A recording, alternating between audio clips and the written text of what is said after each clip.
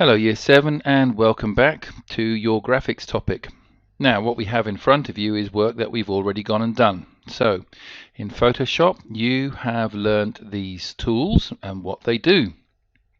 Underneath is what we're going to be starting to look at now, and that is Illustrator, and as you can read we'll be looking at how to use these tools.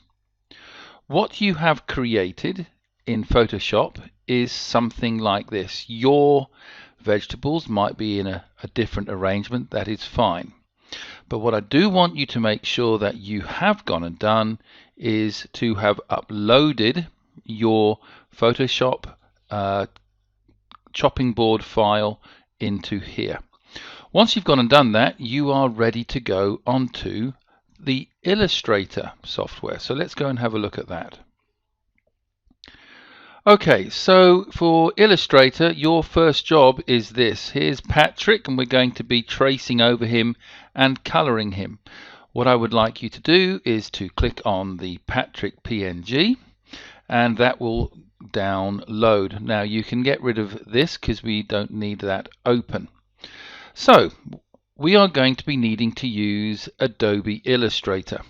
And to do that, you'll need to go to Applications, and in Applications, I want you to find the Adobe Illustrator and click on Adobe Illustrator 2020. Next, you will need to be creating something new. So you'll need to go Create New, and I will want you to click on Print.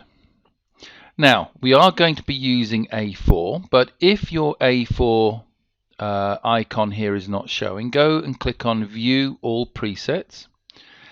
Choose A4 and make sure that it is orientated in portrait. This is landscape, which we don't want, we want portrait. So select A4 and click Create. Now we need to put our Patrick onto the canvas. So that's a simple case of dragging and dropping him onto the canvas. And just like in Photoshop, we can resize the image and we can move the image all the way onto the canvas. The bit which is different is that once we've got it how we like it, we do not have a tick up here. So you just tick off. Now then, let's go and talk about how we want to set out our Adobe interface here. You should have these properties, layers and libraries, which is fantastic. But we're going to need some other things as well. So go to Window, and we're going to need to look for swatches. So let's select swatches, and you could leave it here if you want to do that, but you can, or what I prefer is to go down to the bottom until I see this blue line, and that means it is attached to here.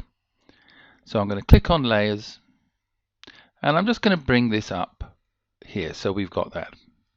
Right, there's now one more window, one more toolbox that I would like you to go and get. So under Window, can you go to Appearance? And the same here, you could leave it floating if you want to, or you can drag down to the bottom, attach it, and move it up. And so that gives us all the tools that we need. Now let's look at this layer. We're going to use this as a template layer. So I'm going to change layer 1 by double clicking on it, and I'm going to rename it Template. And I'm going to tick this box Template, and that will reduce the opacity by 50%. It'll make it dimmer. So let's click OK.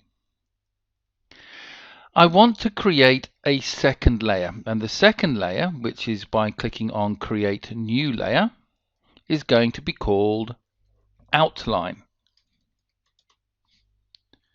Click OK,